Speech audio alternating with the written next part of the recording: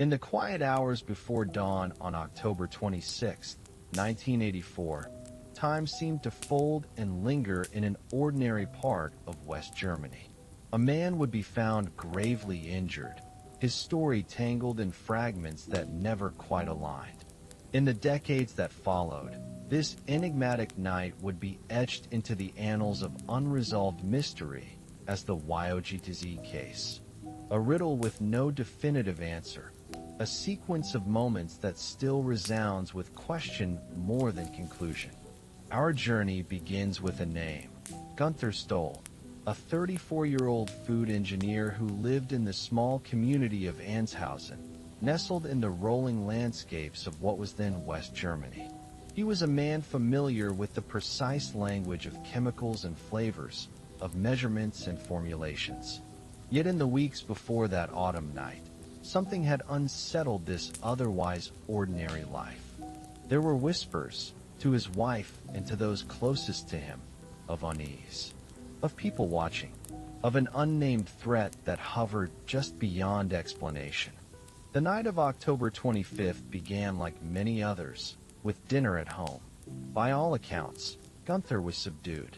He spoke of them, a vague reference he never fully clarified to his wife, but he could not articulate who they were or what they wanted. As evening deepened, he sat in silence, his thoughts hidden behind still eyes. Then, without preamble, he rose and spoke with a sudden brightness in his voice, saying in German, "Jetzt geht mir ein Licht auf," a phrase that might be loosely translated as, "Now the light dawns on me." In that charged moment, he wrote something on a scrap of paper.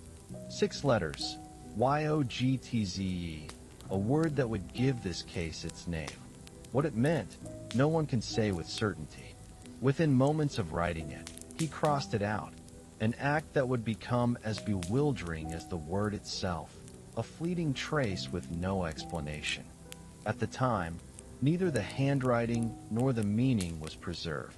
According to family accounts, the original note was discarded that same night, lost to the uncertainty of memory and mundane habit.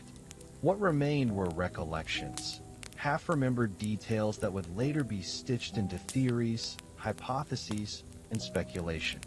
Shortly after this moment, Günther left the house and drove a short distance to his familiar pub in the neighboring village of Wilmsdorf. Here, in a space where laughter and quiet conversation were the usual backdrop, he ordered a beer. Yet before the glass was even placed before him, he collapsed from his seat, injuring his face as he hit the floor. Those present were struck by the suddenness of it, and by what seemed to be a lack of cause. Witnesses would later assert that he showed no signs of intoxication. After rising, as though pulling himself gently back into the moment, he left the pub and drove off into the night again. For the next stretch of his night's journey, we have no direct record. The hours between that early fall in the pub and the next recorded encounter disappear into silence. Around 1 in the morning, yet another scene unfolds. In Hagerseelbach, where Günther had lived in his youth, he stopped at the home of an elderly woman known to him from his childhood. Here, too, he spoke in tones both urgent and unfocused. He warned her that something terrible was destined to occur that night. When she urged him to go to his parents' house, he declined, saying they would not understand. And so he left, climbing once more into the night and behind the wheel of his car. Time passes, the world rotates toward dawn, and near the A45 Autobahn, more than 100 kilometers from where his journey had begun, 2 truck drivers on their routine route made a discovery. In the dim light, they spotted a blue Volkswagen Golf lying in a shallow roadside trench, its frame crumpled and silent. As they approached, they both separately testified that they saw a man nearby, clad in a light jacket, injured, walking slowly away from the wreck. But when they called out and returned to the car, no one remained outside. Instead, inside the passenger seat of the wounded Golf, they found Günther, naked, gravely injured and struggling for breath. His clothes were gone. His shoes lay in the back of the car. In that fragile moment before consciousness ebbed away, he spoke again, this time of 4 men who had been with him in the car, men who had fled before help arrived. He insisted they were not friends, a fragment of detail preserved in his final words. Soon, he was on his way to hospital, but he would not survive. Investigators, called to piece together what had happened, were confronted with inconsistencies and shadows. His injuries, they concluded, did not align with the damage seen on the crashed car. The suggestion arose that another vehicle might have struck him elsewhere and that his body was placed in the car after the fact. Some witnesses claimed to have seen a hitchhiker near the scene. Another person in a white jacket had been seen fleeing, but no further confirmations would ever crystallize into evidence.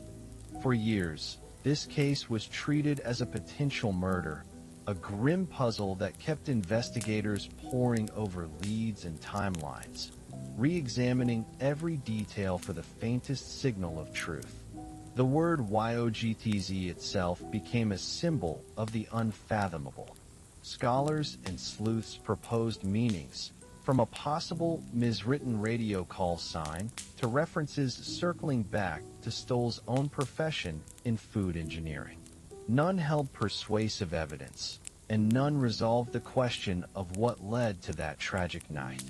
In 1985, the case reached a national audience on the popular television program Aktensichen XY, Ungelost, Germany's long-running cold case show.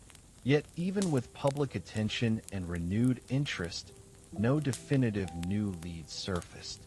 The ambiguity of his final hours remained, as though the night had swallowed the reasons behind his actions. Then, in a turn that itself feels like a reflection of the case's inscrutable nature, authorities in 2025 announced that after decades of review and advancements in forensic analysis, they consider the matter closed. The conclusion, that Gunther's death was most likely the result of a single car accident. There was no corroborated evidence of other people in the vehicle, no DNA beyond his own, and the injuries could be explained without invoking external agents. Whether his behavior earlier that night was a symptom of emotional distress, psychological crisis, or something else remains, like YOGTZE itself, unresolved in the domain of human understanding. And so this story lingers on, half-remembered, perplexing, a quiet echo of a life interrupted. What do we make of a man who declared a sudden revelation and crossed it away, of a word that may have meant something only to him, or perhaps nothing at all? What truth lies in the moments between the recorded fragments, in the gaps where only speculation remains? These are not questions with simple answers, and perhaps that is the very essence of this case. A puzzle forged in the hidden hours of a night that refused to yield its secrets. In the end, this is not a story merely of a crime or an accident. It is a reflection on the limits of certainty, on the fragile interface between what we witness and what we believe we understand.